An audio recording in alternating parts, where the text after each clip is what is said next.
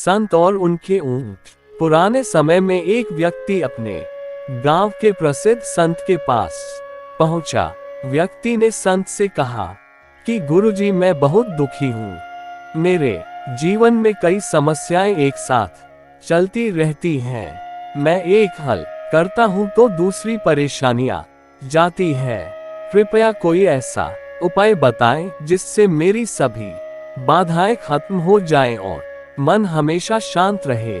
संत ने उस व्यक्ति से कहा कि तुम्हारी समस्या का समाधान मैं कल बताऊंगा, लेकिन तुम्हें मेरा एक छोटा सा काम करना होगा। आज रात तुम्हें मेरे ऊंटों का ध्यान रखना है। जब सभी ऊंट सो जाए तो तुम सो जाना। दुखी व्यक्ति ने संत का काम करने के लिए हाँ कर दी। रात में ऊंटों की देखभाल करने लगा। अगले दिन वह व्यक्ति संत के पास पहुंचा तो संत ने उससे पूछा कि तुम्हें रात में नींद कैसी आई। व्यक्ति ने जवाब दिया कि गुरुजी, मैं तो रात में सो नहीं सका।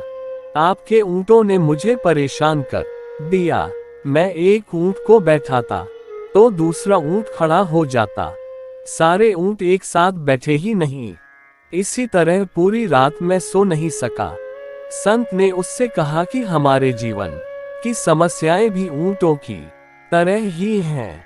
हम एक समस्या को हल करते हैं तो दूसरी खड़ी हो जाती है। जीवन इसी तरह चलता है। व्यक्ति ने पूछा कि जब जीवन ऐसे ही चलना है तो हमें क्या करना चाहिए। संत बोले कि समस्याएं तो आती जाती रहेंगी, हमें हर हाल में आनंद लेना चाहिए। रात में तुमने क्या क्या देखा। व्यक्ति बोला कि कुछ ऊंट तो खुद ही बैठ गए और सो गए थे। कुछ को मैंने बैठा दिया था, लेकिन कुछ ऊंट मेरे प्रयासों के बाद भी बैठे नहीं थे। इनमें से भी कुछ और ऊंट थोड़ी देर बाद बैठ गए और फिर सो गए। संत ने कहा कि इससे तुम कुछ समझे या नहीं। हमारी कुछ समस्याएं समय के साथ खुद ही हल हो जाती हैं। कुछ समस्याओं को हम हल कर लेते हैं, लेकिन कुछ परेशानियां हमारी कोशिश के बाद भी हल नहीं हो पाती हैं। ऐसी स्थिति में हमें प्रतीक्षा करनी चाहिए। हर पल दुखी नहीं रहना चाहिए। इन परेशानियों के बीच जीवन का आनंद लेना चाहिए। एक संत गांव के बाहर छोटी सी कुटिया में रह रहे थे। संत दिन भर ध्यान में बैठे रहते और बीच बीच में जोर से चिल्लाते थे, जो चाहोगे वो पाओगे। गांव के लोग उस कुटिया के सामने से गुजरते और संत की ये बात सुनते थे। सभी सोचते थे कि संत पागल है, इसीलिए चिल्लाते रहता है। गांव में एक नया व्यक्ति आया। जब वह संत की कुटिया की ओर गया तो उसने भी सुना, जो चाहोगे वो पाओगे। ये बात सुनकर वह कुटिया में पहुंच गया। उसने देखा कि एक संत ध्यान में बैठे हुए हैं। वह व्यक्ति वहीं बैठ गया।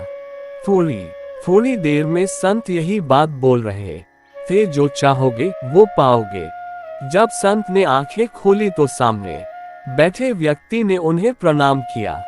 व्यक्ति ने बोला कि गुरुदेव, मैं बहुत गरीब हूँ। आप जो बोल रहे हैं, क्या उससे मेरी गरीबी दूर हो सकती है? क्या मुझे धन मिल सकता है?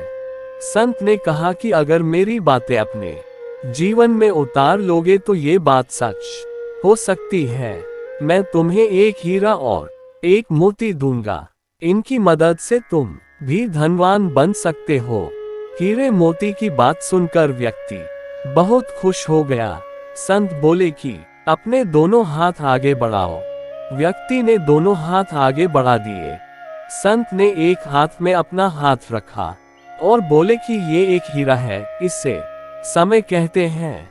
ये दुनिया में सबसे अनमोल है।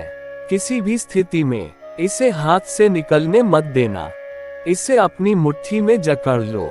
संत ने दूसरे हाथ पर हाथ रखते हुए कहा कि ये एक मोती है। इसका नाम है धैर्य।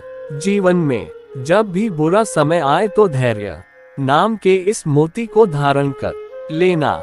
जब तक ये मोती तुम्हारे पास रहेगा, तुम्हारे जीवन में दुख नहीं आएगा। समय और धैर्य से ही हम जीवन में सब कुछ प्राप्त कर सकते हैं।